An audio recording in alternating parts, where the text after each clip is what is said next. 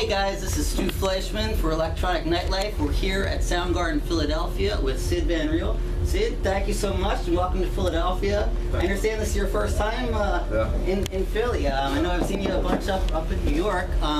So are you going to enjoy the city for a little bit, or you got to... Well, we had some plans to walk around and see something, but I flew in kind of late Right. Miami, and I'm flying out back to Miami tomorrow at 10:30. Are going straight back down, huh? Yeah, okay. so how has it been down there so far? I haven't been down there. It was really cool. For this week. Now they've got like the 2 weekends of Ultra, and it just seems like it's total craziness. How does it compare in your mind to like previous years down there? Well, just because we came like the second week, sort of say it feels exactly the same as previous years. But you know, the parties are great. We've been having fun there. We've been together there with a group.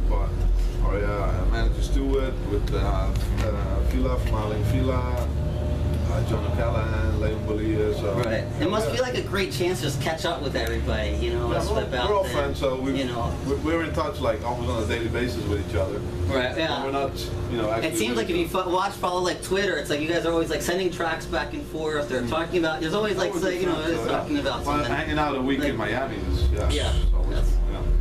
Cool. All right, so I want to get right into some of your music. The latest track that I've heard on ASOT was Past, Present, Future. Yeah, exactly.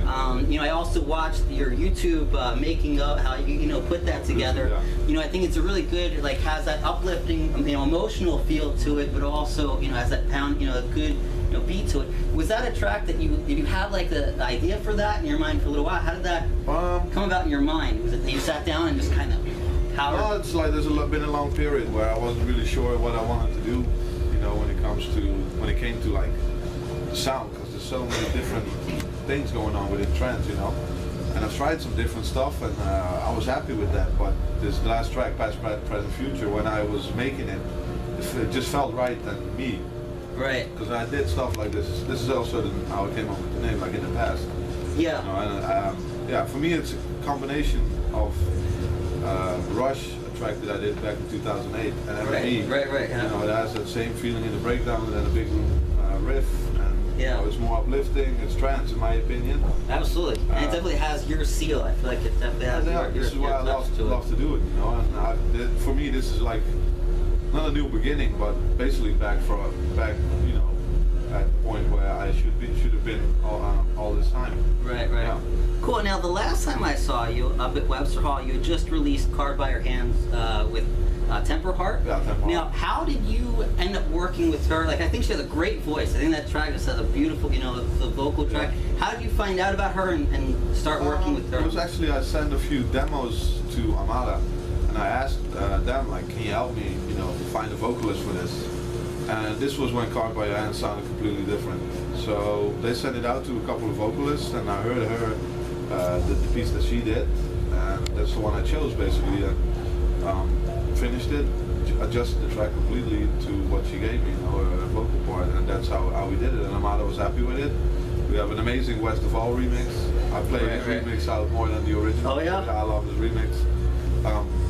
So that's how that track, basically was done. I did it over the summer, I think, and I had a few vocalists doing some stuff, and luckily I was in a position where I could choose the best part that I felt most comfortable with, and also the singer with the track, obviously. Awesome. Okay. Cool. Now, I'm a big fan of realism, and I think you're in the 80s, somewhere around the mid 80s. Yeah, but this is because I had a different name at first. It was called Realistic, and when I changed to realism, I started at 0. Okay, I see. Well, even still, as you close in on 100, I know we've got some other folks who are closing in on other big numbers around here. Yeah. But are you thinking about, when you hit 100, are you planning to do anything special with that, or just, and really? I'm doing a new mix compilation, Realism Part 2, but I don't want to. At this point, I really want to focus on singles. Okay. My productions, and that's it. And the compilation, obviously, but. Right. I have no aspirations yet of doing, a big, party at 100, maybe 150. Fair enough. You'll be joining others. You seem to always, No, maybe. Yeah. I mean, not saying that I don't want to do it. Right. For now, I just want to focus on singles and get my act together, basically, and start doing again what I. Cool. Now you mentioned Realism Part 2. I thought is it in real time or The Real Time was the first one I did on Spinning. Right. And then I did Realism with Black Hole, and now we've scheduled part 2. Realism part 2. Yeah, okay. This is going to be like a 2-disc or 2. And is that thing for the summer, or when is that? Just for the summer. Cool. Now, do you have? Was there anybody who you're looking at for that compilation here, especially has caught your eye so far that you can maybe tell us about, or it's still? What do you mean tracks? Yeah. Well, there's going to be a lot of own new tracks on it. Also a collaboration I did with John O'Callaghan. There's going to be on the CD exclusive. You know, I've asked all the labels for tracks, including Future Sound of Egypt. You know, I'm just gathering tracks, and yeah, that's it. I'm going to pick from that. It's not really like nothing so far that I've you're asked just like, friends, some friends like, can you make me something? Okay. Yeah, but it doesn't have to be exclusive or whatever. I just want to have good music on the CD, and that's what counts. I don't want to base the CD on exclusivity or whatever. Okay. You know, just need to have the right tracks and the right music. That for me is enough. Fair enough. Now, as we're obviously, coming up to Miami with Music Week and festival season, I guess all summer long. Yeah. Are there any festivals that you're especially looking forward to being at, or this summer, or Yeah, I mean, it's been announced a couple of days ago. Tomorrowland. You know, Right. That for me is, an honor to be part of again with our own family. I mean, everybody's going to be there. I think it's a full-on ferry stage. Full on, and we're all going to be there, like this entire 24/7 management family, and guests, of course, from that are not with our agency. That's one of the festivals I'm really looking forward to. Also, Emporium in Holland, because I don't play a lot in my own country. So yeah, I had the opportunity to play there again, and this is one of the festivals I'm really looking forward to playing as well. Okay, cool. Now, from when you started releasing music in, I guess, 2006 or so, or about that point in time, through till now, what would you say are some of like the biggest changes that you've seen, both in trance or like in EDM in general? I think when you sorry, I think when you look at EDM as a whole, tracks all became about peak time. Like, tracks became shorter, and the structure of the music became different.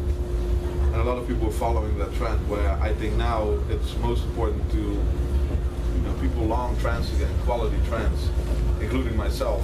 And everything changes, everything evolves.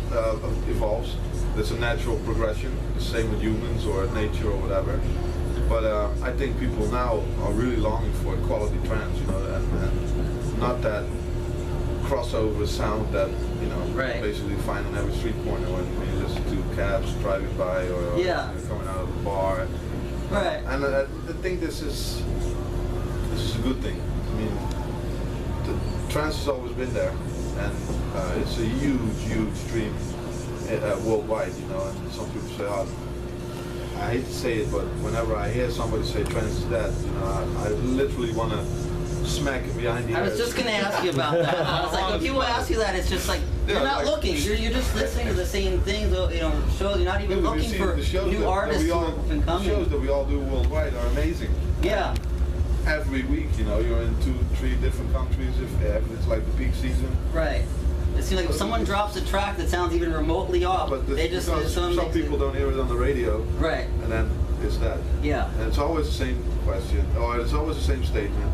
Come up with something new, or just focus on what you love most. And I'm honest about it, because trance is huge worldwide. And look at the States. It's booming over here. Trance. Madison Square Garden sold out faster than many other concerts. Absolutely. Absolutely. Yeah. Cool. All right. Last question for you. If you weren't producing and DJing, what would you be doing career-wise? I would probably still have my cooking degrees. Okay. So I would either be a chef or have my own restaurant or be a chef at that. Now, like if I would stop tomorrow with producing and DJing, I wouldn't be able to leave the music industry. I mean, it's in my veins and it's in my blood. So I would probably become a manager, not an agent, because I'm not a salesperson or good at that at all. It's a different branch. People that are good at that stick to this. Stick to what you know best, and I think I would make a decent manager.